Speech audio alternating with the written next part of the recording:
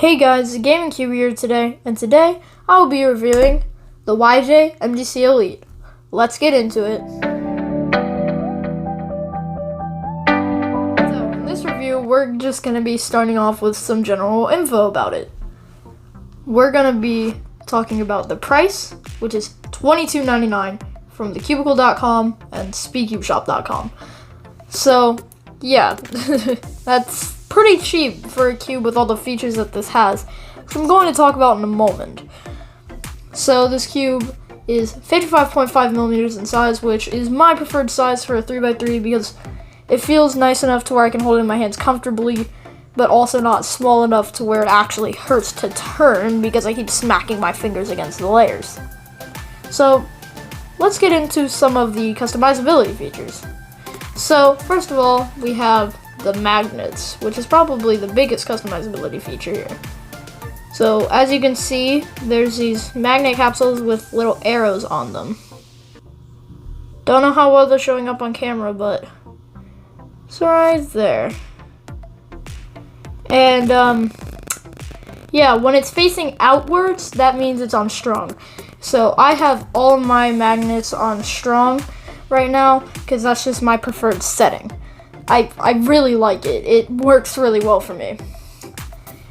And the other customizability feature that this cube actually does better than most cubes actually, I think, at least, is the spring compression system, the dual adjustment.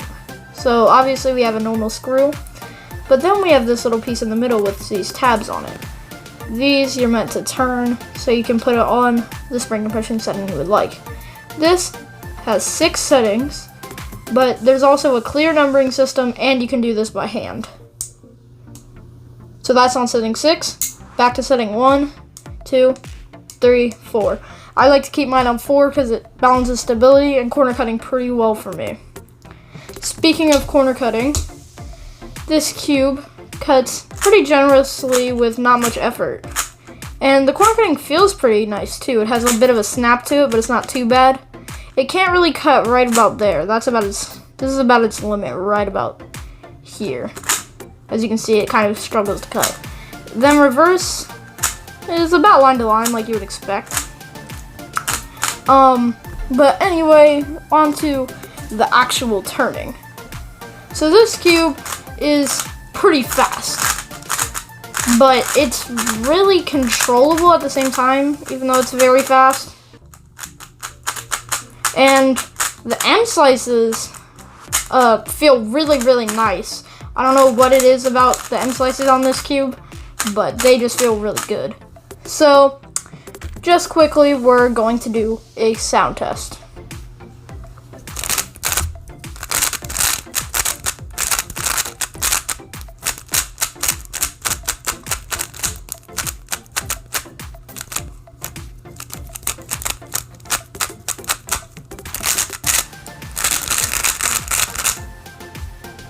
So as you could probably hear there, the cube is a bit noisy, but it's not too loud and aggravating. I do have to say one thing. This cube out of the box is way too fast and it's really sandy. So I would recommend putting the magnets on strong, and my personal opinion is put the spring compression on 4 for God's sake. Also, I just put up 3, 4, setting 4, 4, 4, 4, 4. I am telling you, put it on 4. You won't regret it. But anyway, I think I'm gonna do a couple solves in a few minutes. But I really just have to talk about one thing, which has been common on some cubes recently, but most still use a different kind of mechanism.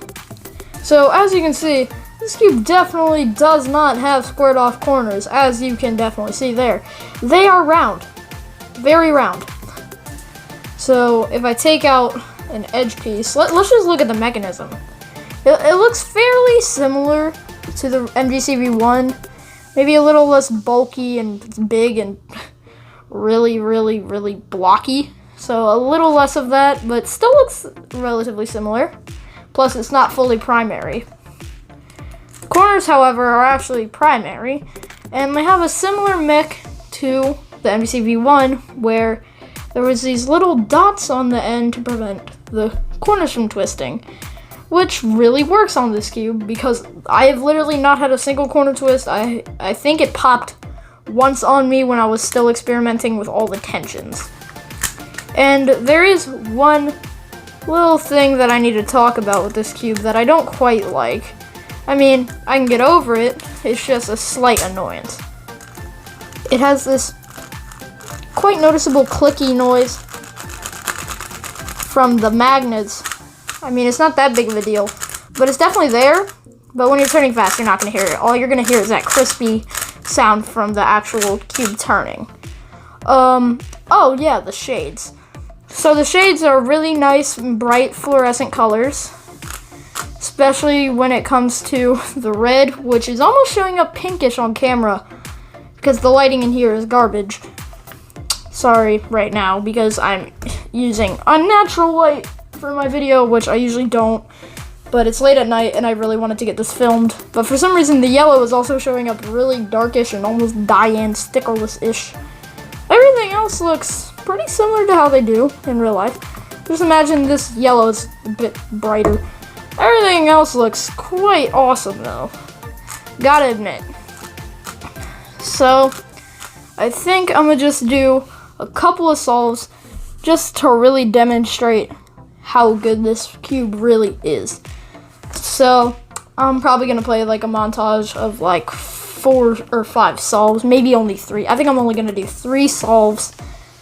So yeah, there's gonna be almost like a mini montage here of just me being garbage at cubing.